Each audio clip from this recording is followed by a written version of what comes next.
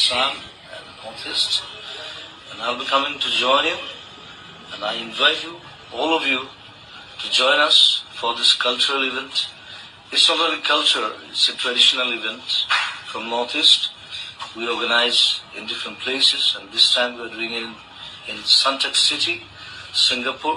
জুবিন আৰু ৭-৮টামান ল'ৰা মানে তাৰ লগত শিখৰো আছিলে, তাৰ লগত যে হেৰি বজায় ড্ৰাম চাম বজায়, আৰু সিদ্ধাৰ্থো আছিলে, আৰু তেনেকুৱা আৰু ছিংগাপুৰৰ কোনোবা দুটামান। সিহঁতি চবেই য়টখন লৈ পেলাই সিহঁতি সাগৰত গৈছিলে।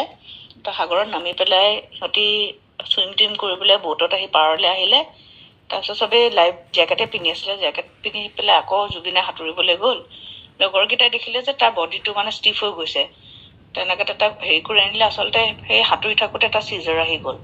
তো চিজাৰ অহাৰ পিছত তাৰ এনেও এইটো চিজাৰটো আগতো বহুতবাৰ আহিছে ন, আৰু সেইটো তাৰ কাৰণে আগতো বহুতবাৰ ফেটেল হৈ গৈছিলে।